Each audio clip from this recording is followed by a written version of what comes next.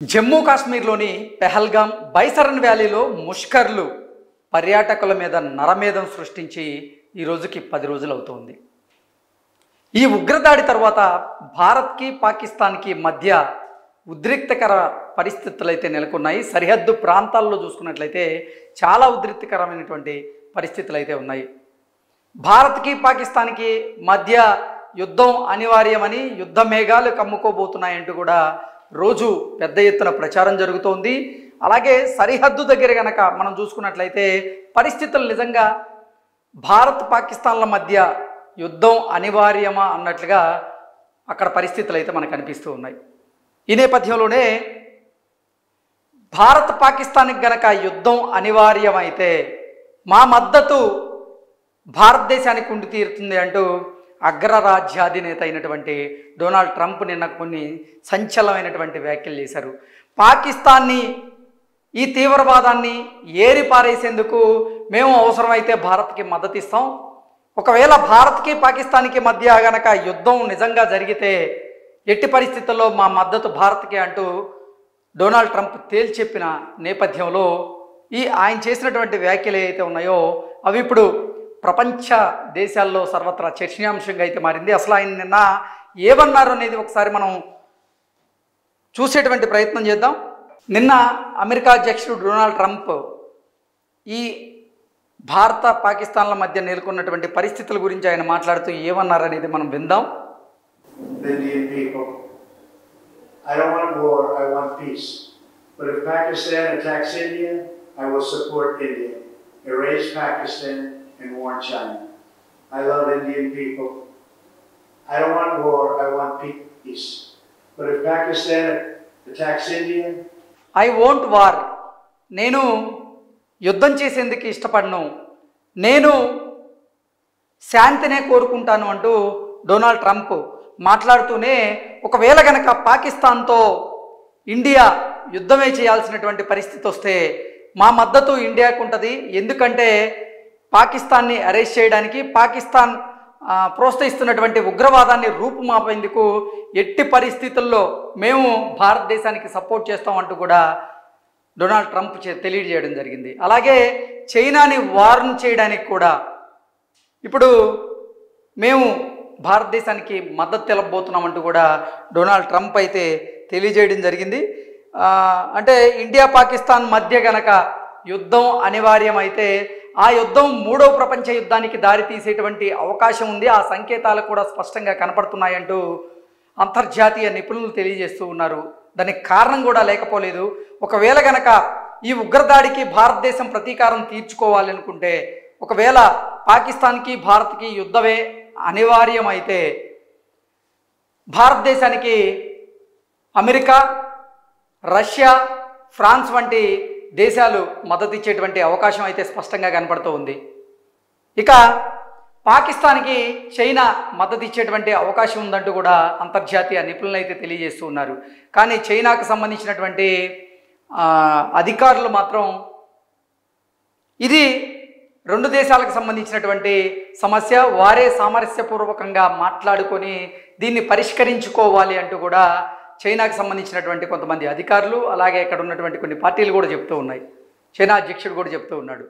అంటే దీని ప్రకారం చూసుకున్నట్లయితే ఈ ఉగ్రదాడి మీద చైనా ద్వంద్వ వైఖరిని అయితే ప్రదర్శిస్తూ ఉంది. మేము ఉగ్రవాదానికి సపోర్ట్ చేయమంటూ చెబుతూనే ఉగ్రవాదాన్ని ప్రోత్సహిస్తున్నటువంటి పాకిస్తాన్కి మాత్రం మద్దతు తెలియజేస్తూ ఉంది. దానికి కారణం కూడా లేకపోలేదు. ఈ ఉగ్రదాడి వెనక అసలు చైనా హస్తం ఉంది.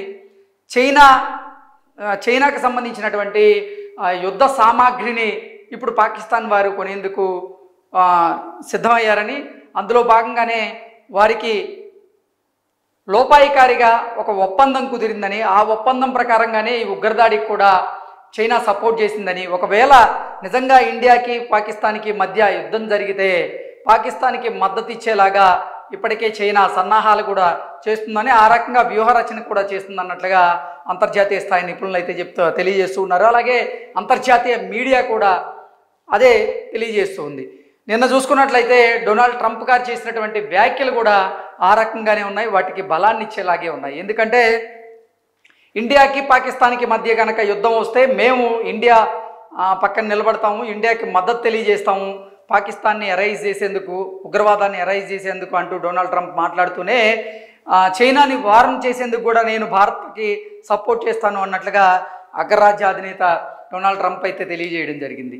అంటే దీని ప్రకారంగా చూసుకున్నట్లయితే ఇప్పుడు నిజంగా ఇండియాకి పాకిస్తాన్కి మధ్య కనుక యుద్ధం అనివార్యం అయితే ఇక ప్రపంచ చిత్రపటంలో పాకిస్తాన్ కనుమరుగవడం ఖాయం అనేది నిజంగా అంతర్జాతీయ నిపుణులు అయితే తెలియజేస్తున్నారు. ఎందుకంటే భారతదేశం రక్షణ వ్యవస్థలో, సైనిక వ్యవస్థలో చాలా పటిష్టంగా ఉంది. దానికి తోడు ఒకవేళ యుద్ధం కనుక చేయాల్సి వస్తే భారతదేశానికి రష్యా, ఫ్రాన్స్, అగ్రరాజ్యమైనటువంటి అమెరికా కూడా మద్దతు తెలిపేటువంటి అవకాశం ఉంది. కేవలం పాకిస్తాన్కి చైనా మాత్రమే మద్దతు తెలిపితే ఆ యుద్ధం వాళ్ళు గెలిచేటువంటి పరిస్థితి అయితే లేదు.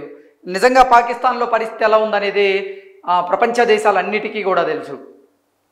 అక్కడ ఆర్థిక సంక్షోభం అయితే ఉంది, ఆహార కొరత ఉంది. ఇప్పటికే ఈ ఉగ్రదాడి తరువాత పరిస్థితులు అయితే భిన్నంగా మారాయి. పాకిస్తానీలు బిక్కుబిక్కుమంటూ గడపాల్సినటువంటి పరిస్థితి అయితే ఉంది.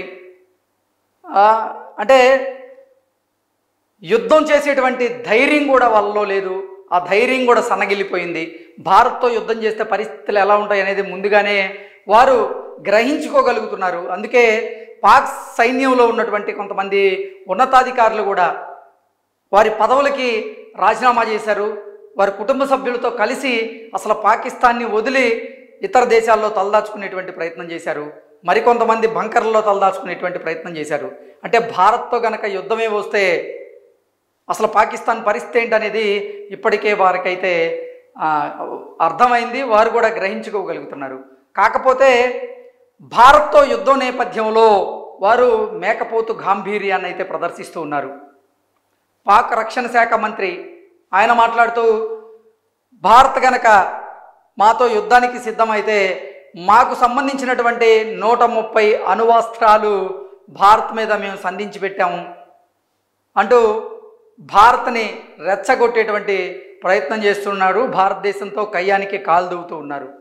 భారత్ శాంతి కామిక దేశం కాబట్టే ఈ ఉగ్రదాడి జరిగి ఈ రోజుకు 10 రోజులు కావస్తున్నా కానీ దీనికైతే ఇప్పటివరకు కౌంటర్ అటాక్ అనేది లేదు. దానికి కారణం కూడా లేకపోలేదు. భారత ప్రభుత్వం కూడా వ్యూహాత్మకంగా అడుగులు వేస్తూ ఉంది.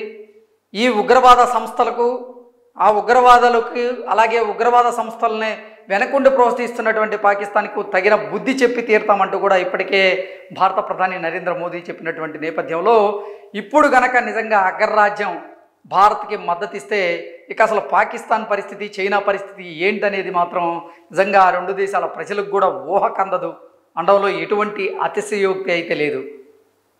అగ్రరాజ్యం గనక మనకి మద్దతు తెలిపితే అగ్రరాజ్యం దగ్గర అత్యాధునిక టెక్నాలజీతో కలిగినటువంటి ఎక్విప్మెంట్, యుద్ధ సామాగ్రి అయితే ఉంటుంది. భారత్ కూడా తక్కువేం కాదు. భారత్లో కూడా అత్యాధునిక టెక్నాలజీతో కూడినటువంటి ఎన్నో యుద్ధ సామాగ్రి, యుద్ధ పరికరాలు అయితే మన దగ్గర ఉన్నాయి. సైన్యంతో పోలిస్తే పాకిస్తాన్ కంటే కూడా మంది 5 రెట్ల సైన్యం అధికంగా ఉంది, పారామిలిటరీ బలగాలు.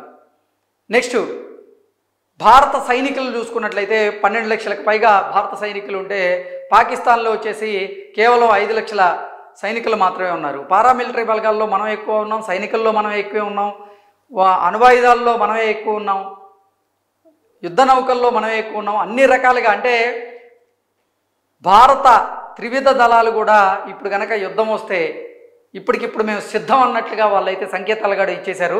ఇక నిజంగా భారత్తో యుద్ధం అంటే ఇప్పుడు చైనా కానీ పాకిస్తాన్ కానీ భయపడేటువంటి పరిస్థితి అయితే ఉంది.